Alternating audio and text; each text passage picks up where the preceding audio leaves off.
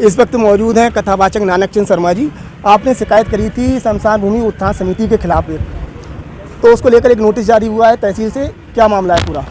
देखिए, I today channel के पत्रकार महोदय जी, सबसे बड़ी बात मैं कहना चाहता हूं कि कोई भी समिति का रजिस्ट्रेशन होता है, उसके अपने रूल होते हैं, अपने के वायलाज होते हैं।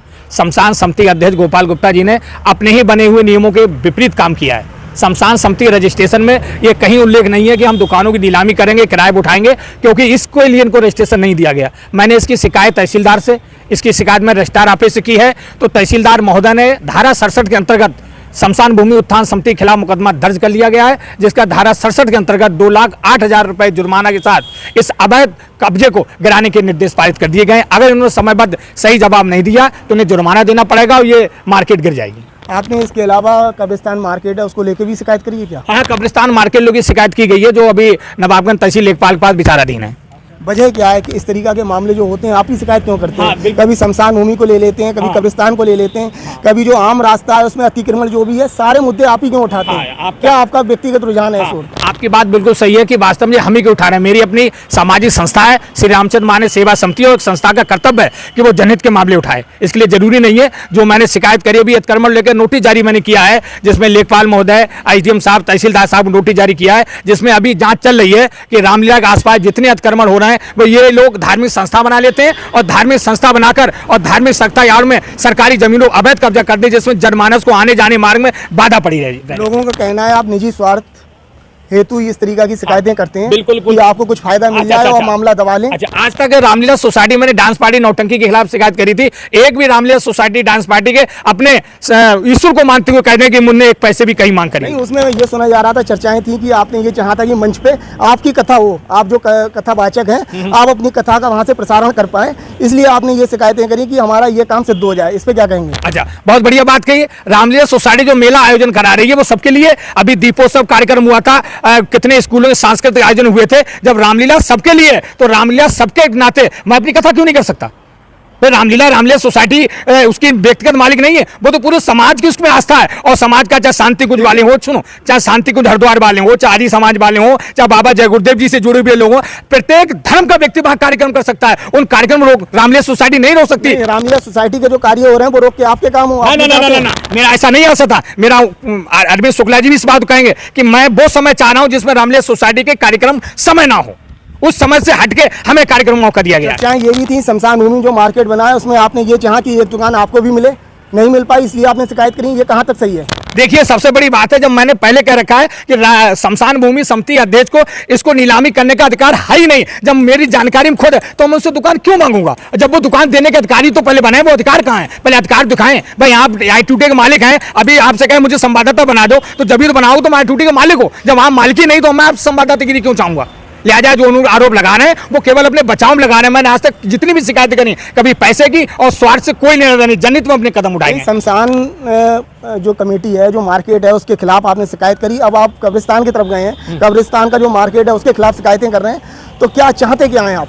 अब ये चाहते हैं कि वास्तव में जितनी सरकारी संपत्तियां हैं, चाहे PWD मार्ग हो, चाहे राजमार्ग हो, वे लोक उपयोग संपत्ति हो, जनता के उपयोग का है। जनता की उपयोग वाली संपत्तियों में व्यक्तिगत कब्जे नहीं होने चाहिए। ये उत्तर प्रदेश सरकार की भी मूल मंशा है, भारत सरकार की मूल मंशा है, और संविधान की भी मूल मंशा है। लेकिन समस्या ये आ रही है, कब्जा करने वाले लोग ही धार्मिक संस्थाओं में जुड़कर धार्मिक संस्थाओं का दुरुपयोग करना है और अवैध कब्जे करके अपना निजी स्वार्थ हल करना, हमारे ऊपर आरोप लगा रहे हैं। आपका कोई स्वार्थ नहीं है इन चीजों में? कोई स्वार्थ नहीं हमारे।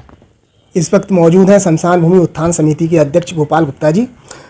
गुप्ता जी, आपसे जानना चाह रहा हूँ, शमशान भूमि जो मार्केट बना है उसको लेकर शिकायत नानक चंद शर्मा द्वारा करी गई थी। इसमें तहसील द्वारा एक नोटिस जारी हुआ है आपको, इसको लेकर क्या कहेंगे? हाँ, मेरे लिए पहले तो आपके लिए बहुत धन्यवाद दूंगा ITUT चैनल को, जिसने शमशान भूमि के हर मुद्दे को बाखूबी और बहुत बढ़िया तरीके से जो है उछाला है। उसके बाद हाँ, कल मुझे एक नोटिस मिला था, उसमें जो है लेखपाल की और उसमें कुछ जुर्माना भी लगा है। इसमें मैं अपने जो वकील हैं, अपने सोसाइटी के वरिष्ठ लोग हैं, उनके साथ बैठ के विचार विमर्श करूंगा और जो भी उचित होगा उस पर निर्णय लिए जाएंगे। हमारी एक सोसाइटी रजिस्टर्ड सोसाइटी है, बहुत सारे सदस्य हैं, इसके सबके बीच में बैठ के इसका मीटिंग करके इसका निर्णय लिया जाएगा।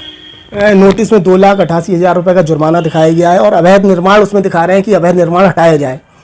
तो क्या इसको मामले को लेकर आपने जो आपके अधिवक्ता हैं उनसे विचार विमर्श किया है अभी तक? नहीं, अभी तो किसी से कोई विचार विमर्श नहीं किया है, क्योंकि कल ही मेरे पास नोटिस आया है आज हम लोग जाके मीटिंग करके इसका विचार विमर्श करेंगे। वहाँ पर कोई भी निर्माण अवैध नहीं है, जनहित की चीज़ है, जनहित में लगी हुई है, और हमारा कोई भी कार्य ऐसा नहीं है जो कि अवैध हो, गलत हो। जो भी है सब बिल्कुल बढ़िया तरीके से है, हमें उसका कोई भी वो डर नहीं है। शिकायतकर्ता जो नानक चंद शर्मा है, उन्होंने शमशान भूमि को लेकर शिकायतें करी थी जो निर्माण हुआ है।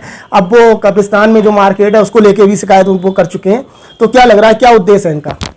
देखिए सचिन भाई, इस व्यक्ति के लिए मैं तो इसका नाम भी लेना नहीं चाहता हूँ, पूरा नवाबगंज नगर जानता है। जे एक पहले खेल तमाशा करता था, ढोला वगैरह करता था, और रविंदर सिंह राठौर जी के साथ में इसने चुनाव में खूब प्रचार करा, ढोला उला करके लोगों का मनोरंजन करता था। फिर राठौर साहब ने इसकी गरीबी पर तरस खा के इसको एक दुकान दी, उस दुकान को बेच के इसने जो है उन्हीं पर मुकदमा लिखवाया और अपने आप के लिए कथा भी करने लगा।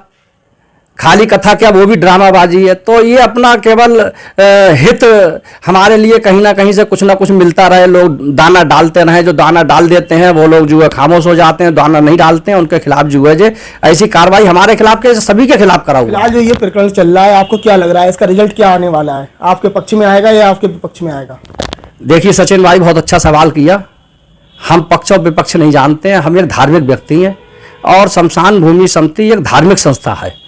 और शमशान भूमि की जितनी भी जगह है, चाहे वो किसी की हो, वो शमशान भूमि, इससे पूर्व में भी खंडेलवाल बरेली वालों ने या 2 गाड़ी पीएससी लाके अपनी जगह पे कब्जा करना चाहा, लेकिन नगर का जनमानस सारा रोड पे आ गया, उस खंडेलवाल को यहाँ से हटाया और फिर उनने जो है उस शमशान भूमि को अपनी इच्छा से जो है दान भी कर दिया।